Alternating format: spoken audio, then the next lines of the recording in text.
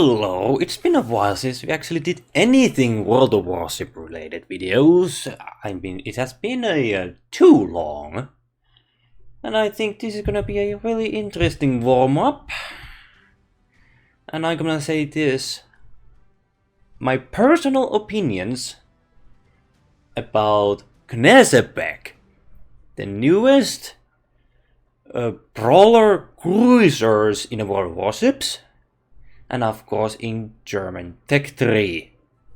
Now if you have played World of Warships, you have actually noticed that Germany finally got some really interesting Panzerschiffs. And my personal favorite is of course Deutschland. And of course Scheer. Now superstructure is slightly different compared to her historical design. But I actually believe this is her original look, before she gets some really interesting changes, the tubular design. Even her funnel was slightly different. But now we are gonna focus on Knesebek. Now, if you can see, my commander is somewhere closely 20 and 21 level. And how many games did I have already with her? I don't know. I haven't checked before I made this. Oh, actually, let me check real quick. So, in my Knesebek,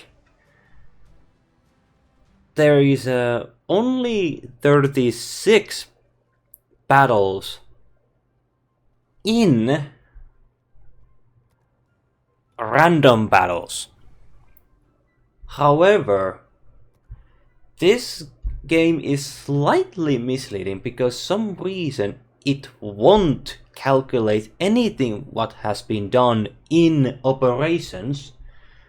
So I am personally confident that I have more games with Knesebek in the operation compared to the random battles.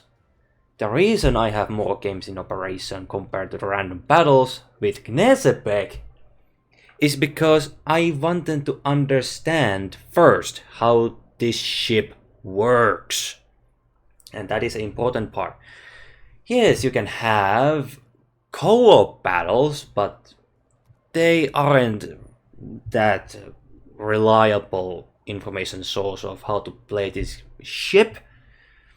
So random battles are random battles. It is very brutal, so I highly recommend taking operations instead to actually learn about your ship. Or if you have something like asymmetric battles, that can also work. But if you go with the summary doesn't actually show you anything information what you are seeking. So it is a misleading. Henceforth, I'm basing my experience in the operation and lately to the random battles and bringing that experience with the ship over there. Of course, the dynamic changes, but you can actually know how ship behaves. First, I want to point out the origin of the Knesebek. If you actually go with this, heavy cruiser, representing a hypothetical version of the B-class design with 305mm main battery. Guns of this caliber were considered by the German Navy command in the 1930s as promising armament for new ships. Ultimately, both the B-class cruisers and the new 305mm guns remained on paper, as from 1939 onward, priority shifted to designing larger ships with more powerful artillery. And then we get the Siegfried and Aegir and so forth. Now, what I want to tell you about the Knesebek is not just, well, let's go with the simple things first. Let's go with the artillery. It has 24 seconds reload. My English, excuse me. And turn time, I want to point out, this is my commander build. You can actually make this thing turn faster if you actually want to, if I want to use that now, but I am trying to get this one first. Superintendent. But anyway, let's go back to the main battery. With my personal experience, they are something like gear guns. But if you want to go deeper with the origin of these guns, they are Odin guns. Now I am not sure how the shells behaves and what is their fuse time, because we are missing that vital information. What is activating the AP cells to make them explode in Citadel, or does it fail and go through the ship? But the accuracy, let's just say a maximum dispersion 189 meters. You can feel that shotgun behavior. But even with the 305 millimeters, I have to say, personally, it is an impressive size. But it is just too big. If you just take the shield, the very ship the Knesebek is based on, without aviation, of course, and less secondary gun, if you actually see, shield has triple 150 millimeters. Shield's main battery fires slightly faster and it has smaller dispersion. I am not sure. Maximum velocity 910 meters. And Knesebek has 865 meters velocity. It is slower thanks to its size, but I would rather take the Shield's main guns. But for some reason you have no access to change the main guns, because that's the war games, how they want to do things. You can only upgrade the hull and main battery firing. Gunfire control system, excuse me. My personal experience with the main guns, they can work, but because it is so random, you can sometimes feel frustration, not because they cannot hit what you are aiming to, but because thanks to their size, and they can go slow, they tend to go through the target you are aiming at. And they are slow reloading. But let's not forget, Knesebek is the newest German line that is focusing on manual secondaries. Which means he gets secondary battery of 150 millimeter. How to hell? Twin 150 millimeter gun, two of them, and twin 128 millimeters, and 4 per side, 4 mounts. Excuse me, I'm kind of losing the words. It's been a while I've done this. Excuse me. Yes, it has an impressive range with this build. Almost 12, 11, 10, 12. Very long range. 12 kilometers secondary range, which is impressive, I have to say. But if I can recall how they designed these ships, and that is, they lose accuracy if you are giving them automatic. But if you take manually, their accuracy is in question mark improved? Based on my experience, I don't see much difference with the Knesebek. It feels like you have slower firing rate guns, but the accuracy is honestly very questionable. Like, yes, you can aim whatever you want with this one broadside secondary armament, but the accuracy is noticeable. It's depending on situation. But I have very big questions about Knesebek's secondary accuracy. Even with this secondary layout, I am not impressed, honestly, about this accuracy. I have more like questions. Is this actually working? Now let's go with the main delicious, of course, let's not forget torpedoes. These are very good range, 9.5 kilometer range. And they pack in a punch with this build. 16,500 damage, which is very good with this build. But let's go with the delicious part. I actually wanted to take note. And this is what I started to think about. Is probably a drawback or intentional drawback, or perhaps it is a player's mistake how to use this armor. And what I want to say is the armor type with the Knesebek, because she got heavier guns. In Knesebek you have 4 end armor belt, 27 millimeters. But if you go with the Zeal, you can see she has 30 millimeter 4 end armor belt. And personally, I believe this is the better version compared to the Knesebek's 27 millimeter. But let's go with the juicy part, and that is a turtle back, which is the main reason I want to point this out. First off, if you can actually see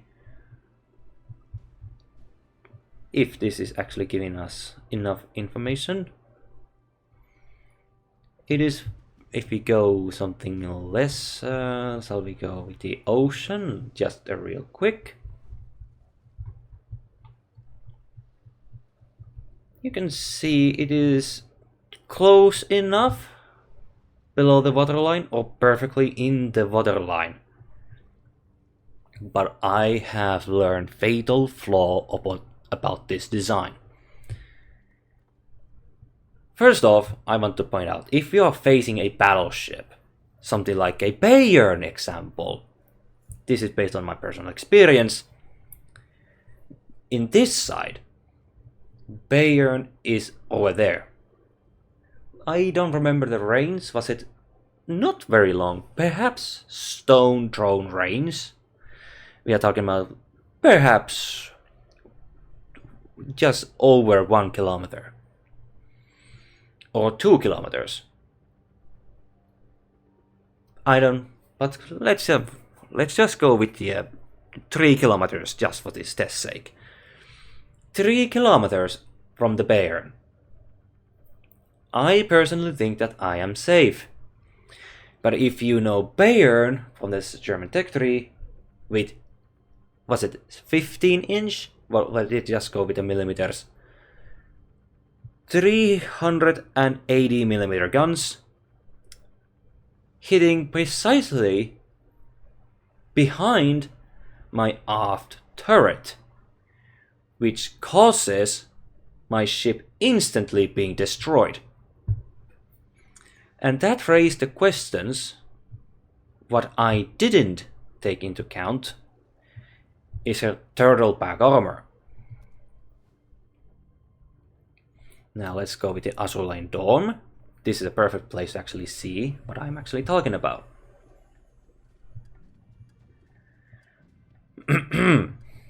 Here we are now looking from the aft. But before we can do that, let's go with this. Let's start with the basic information. Armor belt, 120mm. Next up is casemate armor. The armor deck slope, 60mm. And next up is citadel armor, which is 30mm. Alright. Now let's go with the front. Afterward ship, casemate armor, 110mm. Very basic information you actually need to know when you are fighting with this bizarre ship with a 27mm fore and aft end armor. Fore end armor belt.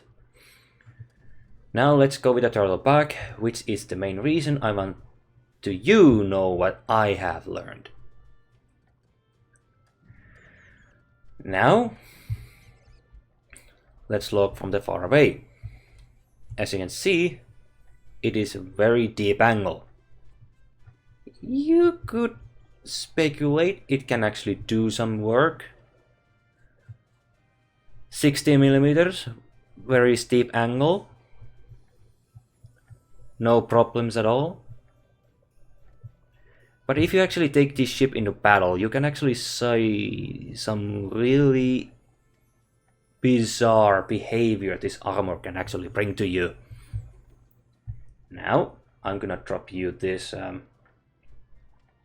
screenshot talking about armor piercing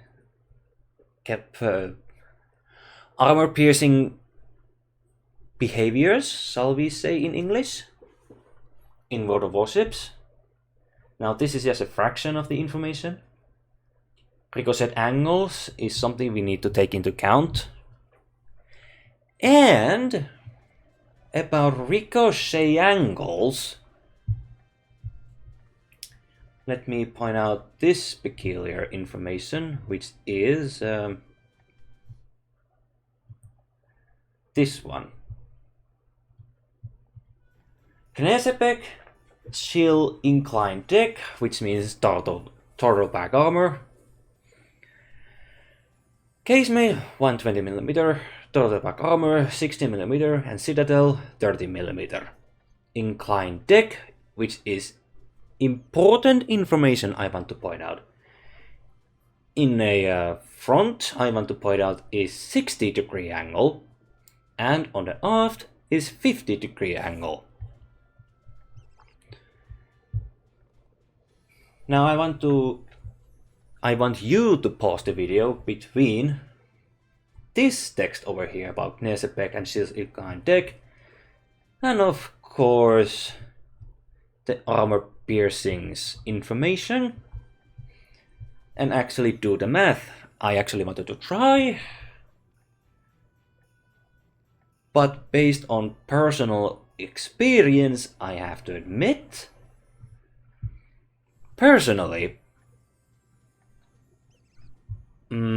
just in comparison's sake, let's go with the Hipper, my personally favorite ship. Let's go with the now I am not sure what is what is the angle of this turtleback armor,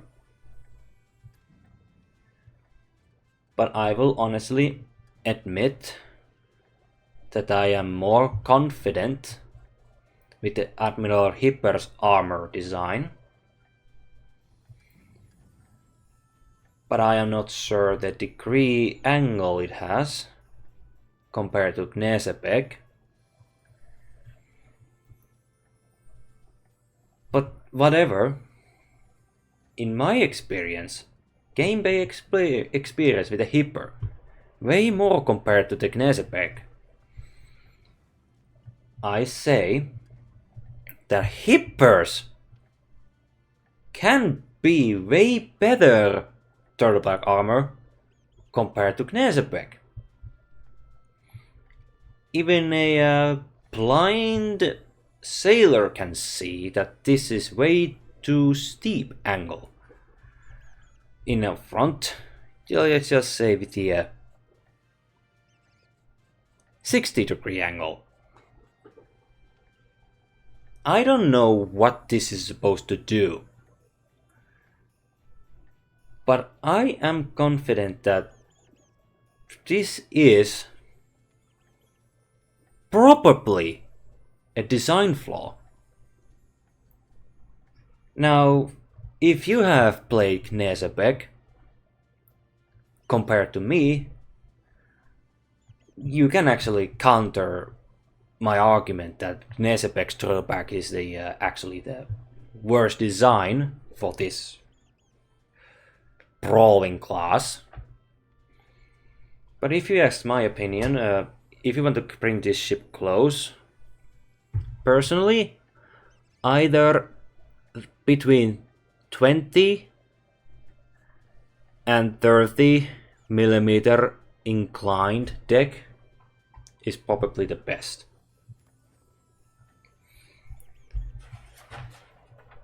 But let's end this yapping over here.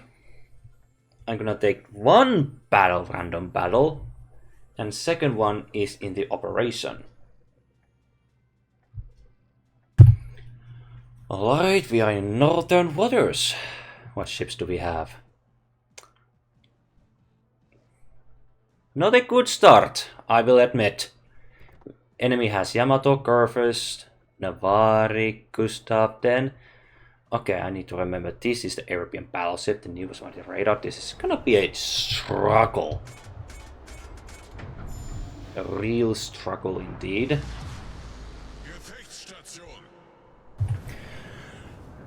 Okay, so my battle plan with the Knesebeck over here is 1. I'm gonna support my destroyer with my secondaries and my guns. I'm gonna use HE.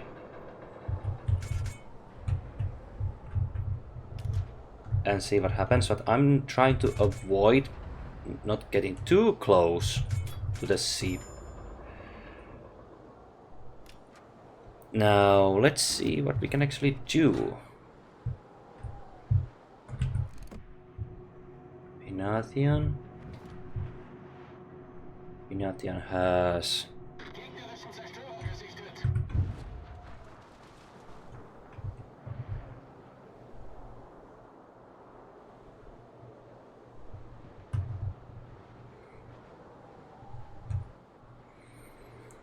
One 52mm guns. I'm very worried about Gustav den Store. That thing had just enough big guns to destroy my ship. See, this is gonna be a real struggle.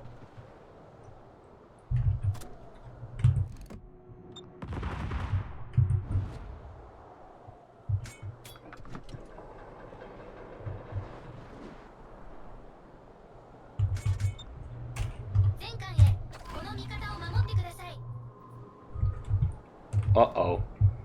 There's Shimakase, not the one.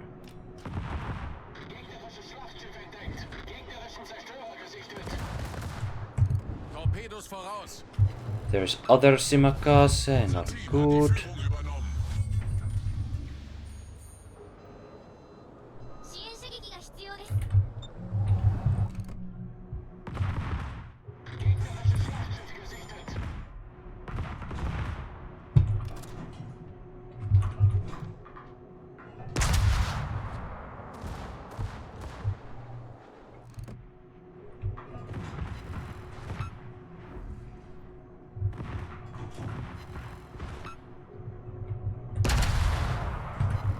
There we go.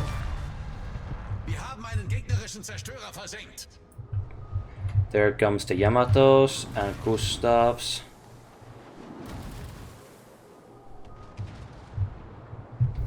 I'm gonna keep HE just in case.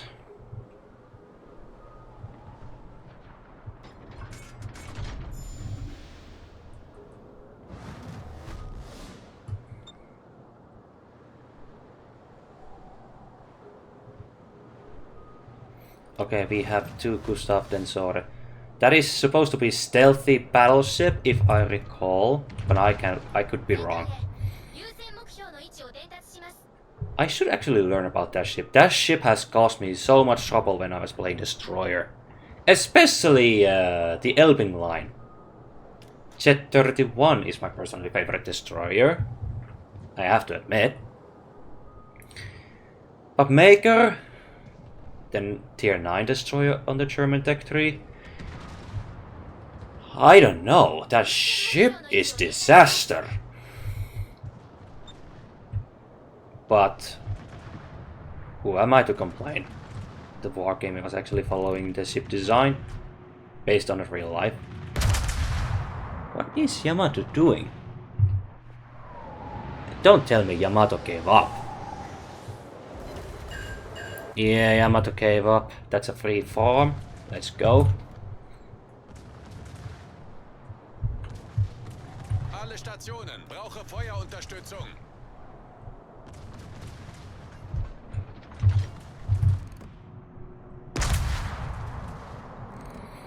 Although the dispersion is questionable sometimes, you can actually see there are some couple of really good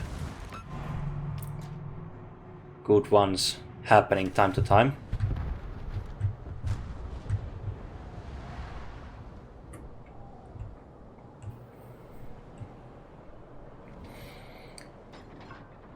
Enemy team is in shambles for the time being.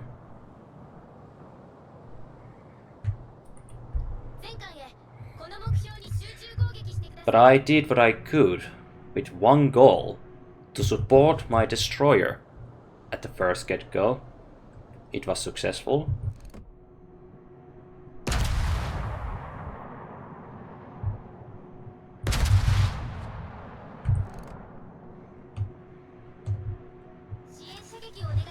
Feindliches U-Boot in Sicht.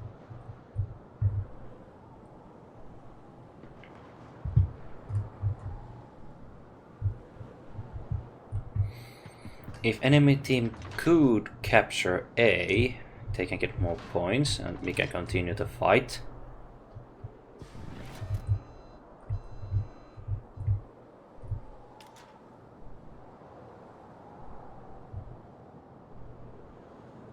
Dramatic team here. Okay, that was a very interesting comment.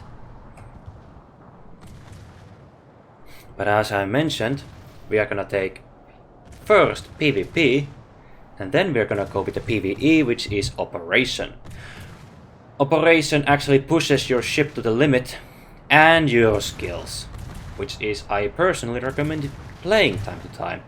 Which is actually sad because Wargaming is focusing more to the PvP and not in PvP, PvE, excuse me. Something like Operation and so on and so forth. Unser Sieg ist in Sicht.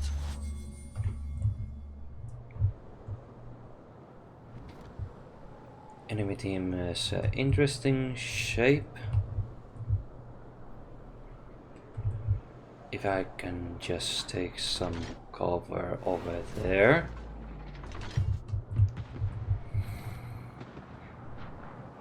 While I'm yapping over here, I actually learned one fatal information about this ship. The enemy of this ship is not the enemy ship or the ones who designed the ship. Well, the latest is actually partially fault. But the ship's real enemy is the one who commands it. I mean, think about it. Who is the reason who actually makes your ship sink? Well, it's actually the one who commands the ship in question. Now I'm gonna switch to AP.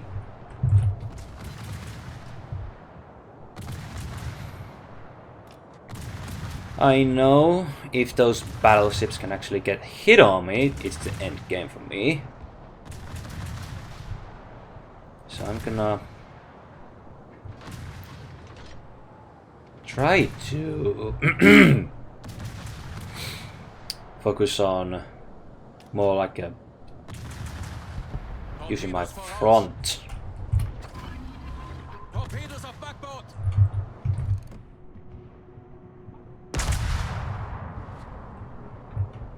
are you doing, Harugumo?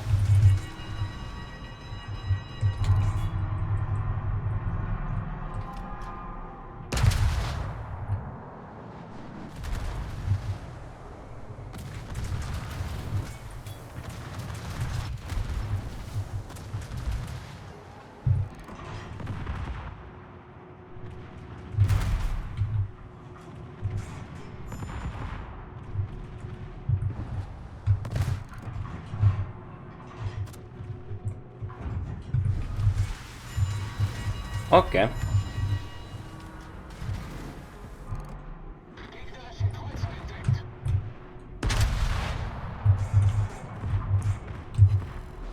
Oh, that was nice shot. Ho ho ho!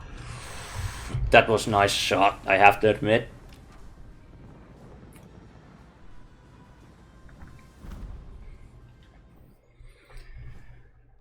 What is this? Bronze class. Well, this is the first. Run a battleship tier 5 above. You have a basic species higher than 63 players. 65%. Okay. Well, my placing is not the best. It was actually, surprisingly, too easy. Our next stop is on the operation. Now the reason I actually liking this operations way more is that it really pushes you and your ship skills to the limit and your tactical thinking. As I mentioned before, the ship's worst enemy is not the enemy ship, but the captain itself, the one who commands the ship. So we have Pacific Offensive. Die Schlacht beginnt. Captains, proceed to the designated area and liberate the island from enemy control. Neutralize the enemy battery. Our goal is simple. Follow the primary task and secondary task, what you can do, and actually follow the tasks if you can.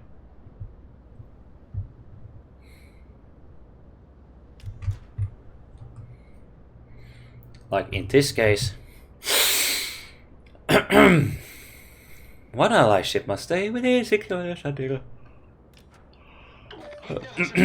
Example.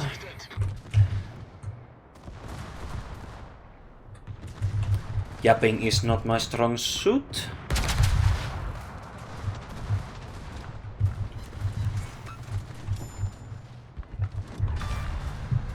Gegnerischer Zerstörer versenkt.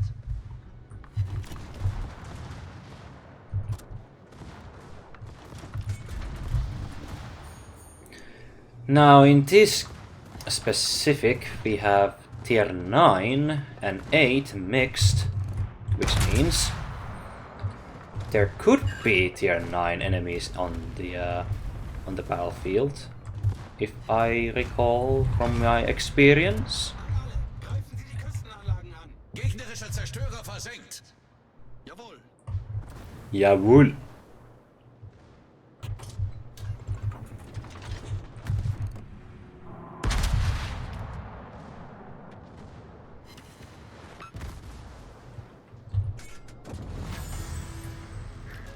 Attention, captains.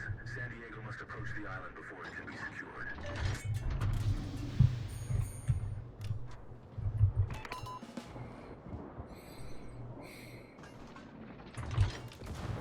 Focusing on Alba. Taking aim.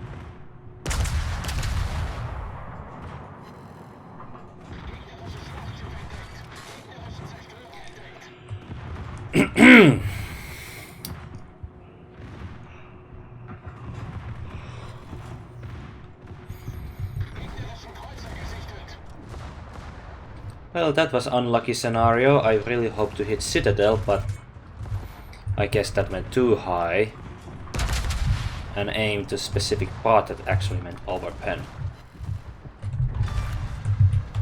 Gegnerischer Zerstörer versenkt. Now launching torpedoes in this angle is not gonna be helpful, but I have to try my luck.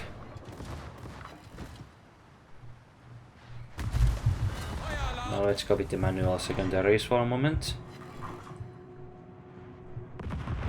One thing about I noticed is that if you really need to hurry and quickly switch to the manual secondaries, there is some very odd delay to fire before the secondaries can fire. That very bizarre delay.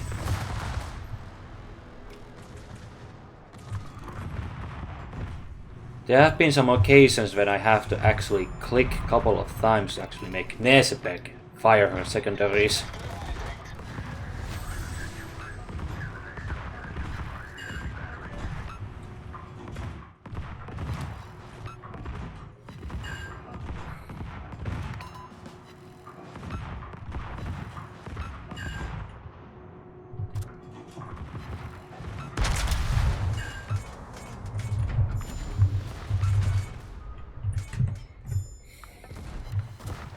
Like in this case.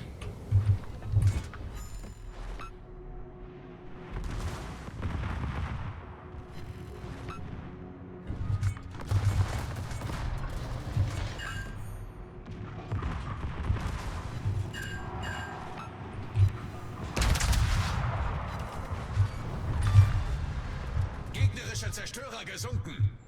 Well, that's just a slight example how manual secondaries can be useful.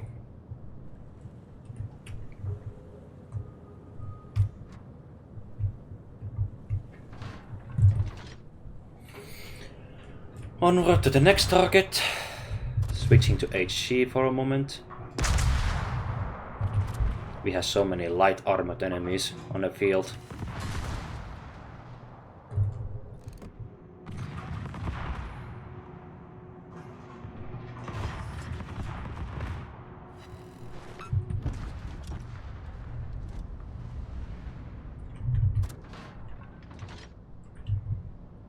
Thankfully this ship is fast.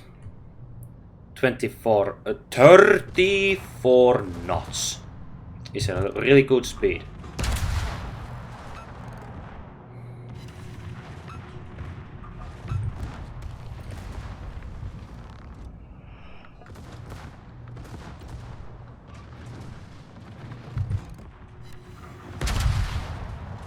The ship is slightly clumsy to turn around, but if you can actually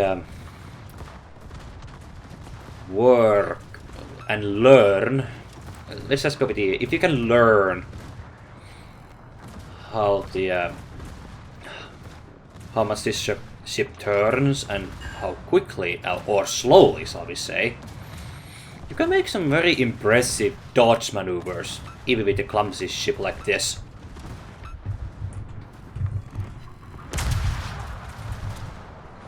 I'm gonna switching to the AP soon.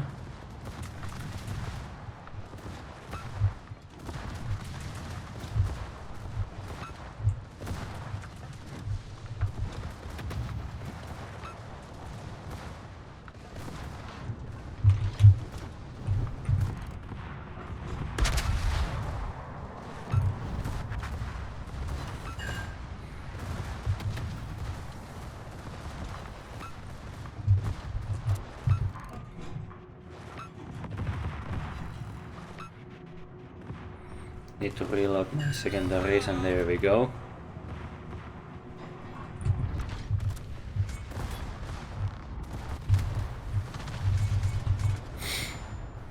If you're fighting something like a tier 7, well, let's just say Mutsu and Fuso can be dangerous to Knesebeck.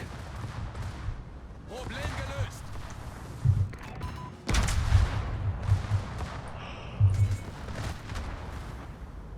With the guns like these, she cannot penetrate some degree angle of the armor enemy battleship.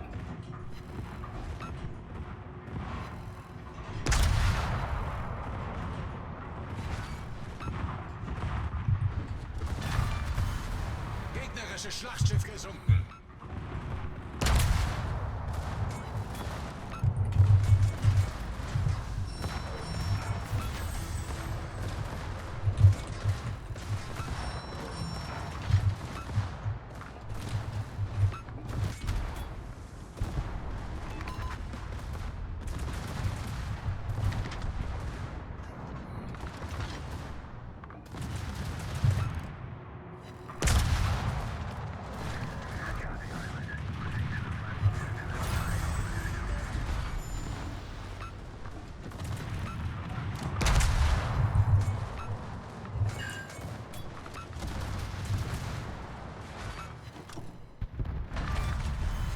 Gegnerischer Kreuzer gesunken.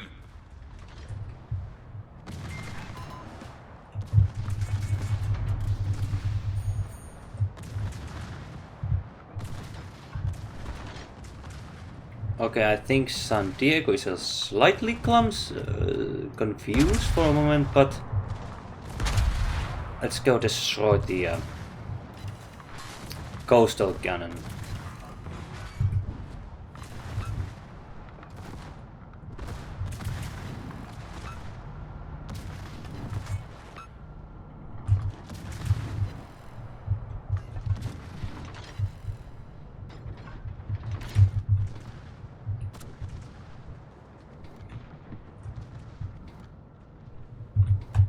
An alle, greifen Sie die Küstenanlagen an. An alle, greifen Sie die Küstenanlagen an.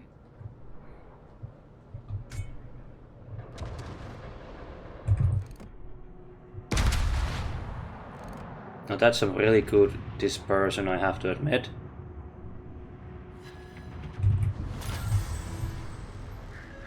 San Diego to arrive before securing the island. Switching back to HE.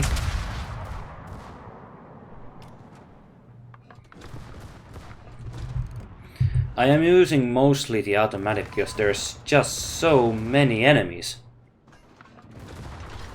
I let the secondaries do all the work most of the time.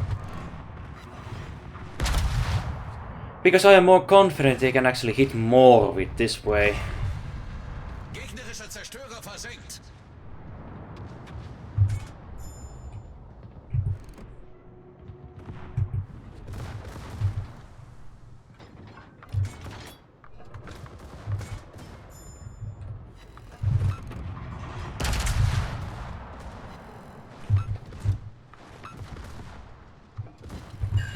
And with the HE, my ammunition doesn't ricochet more often. They can actually hit and do some damage, even to the modules.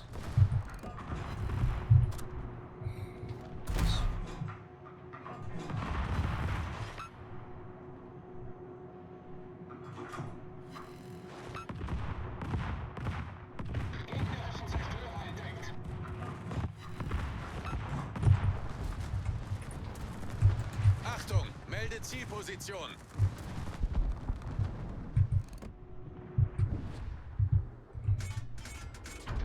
That's a nice hit.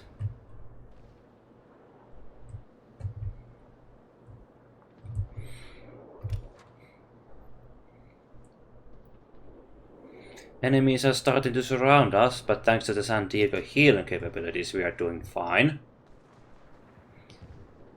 But being overconfident can also lead to destruction. Speaking by my personal experience.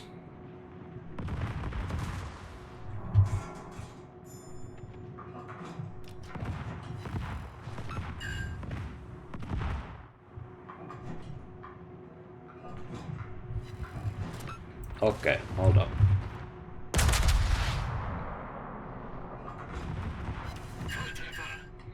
That's what I like to see.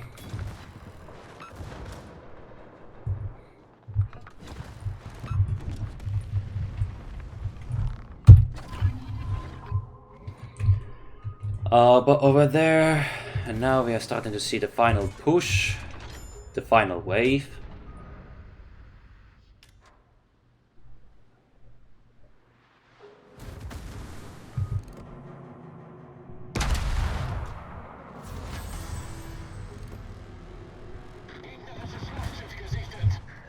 There's a Fuso. There's a Musashi. That's the thing I want definitely avoid.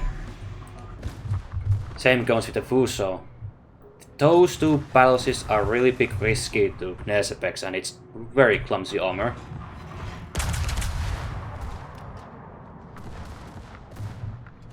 Go Gase, it is durable.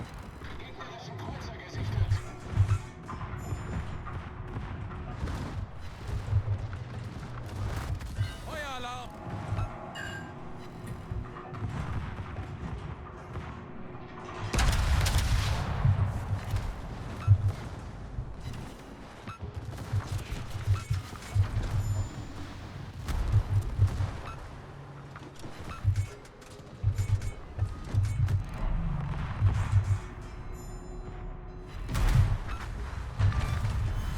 Wir haben einen gegnerischen Kreuzer versenkt.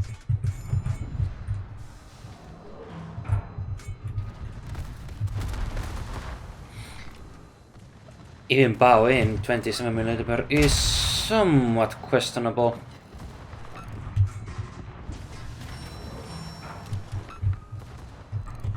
But sometimes it can do some very impressive work. Sometimes. All stations. The Position of strategic target. what? Okay. All stations requesting fire on the designated target. Feueralarm! We perhaps Wir look haben einen gegnerischen submarine. Zerstörer versenkt.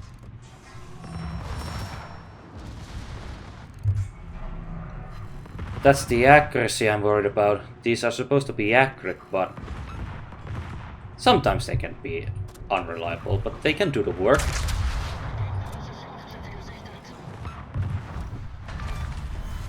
Gegnerischer Kreuzer versenkt. There's a Musashi. So many ships to our flank. A Musashi as well. Reporting the position of a strategic target. Verstanden. I'm gonna focus on Musashi for now. I hope the others can do the work over there.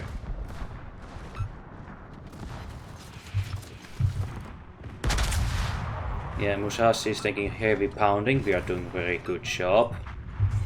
There goes Musashi. It was focusing on Valparaiso, so we were completely fine. San Diego was also in a small screen.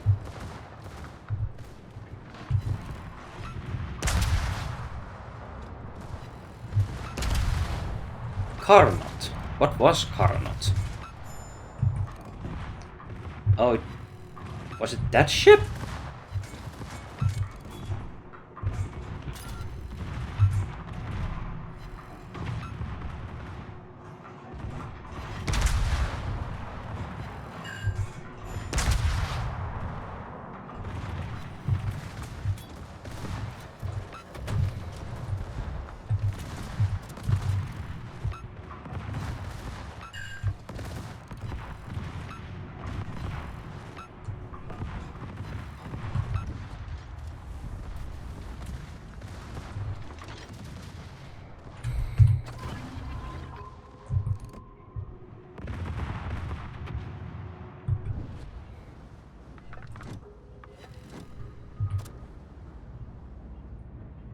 Oh, hello.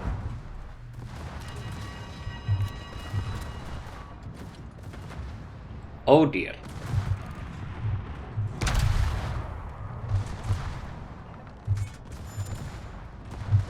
Tallinn protecting San Diego. That was very proud. I'm proud of him.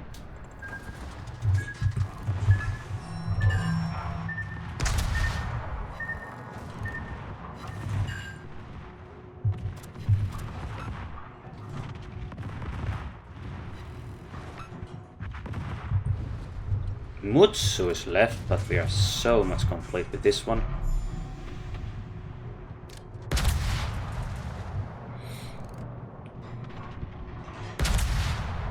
Now this was probably the easiest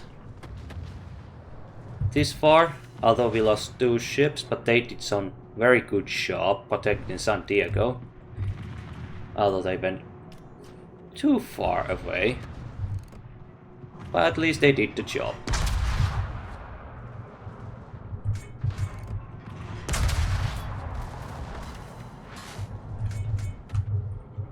Oh, hello. Arpeggio Takao.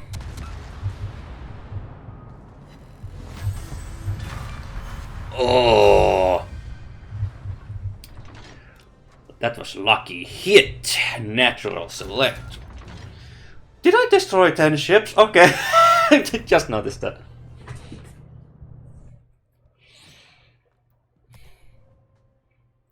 Very good numbers with the Knesebek in the operation.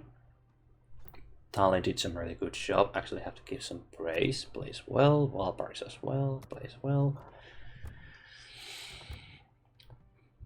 Now this was just some small examples. Knesebek's strong sides and some weakness side, although we didn't get to the weakness, something like facing very high difficulties. We were just so damn lucky with the easiest game. Easy games.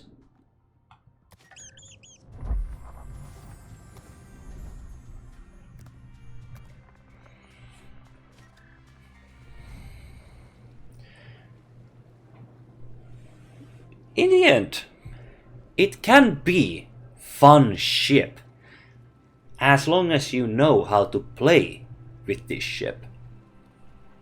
All I'm saying is just that you just need to learn how she works.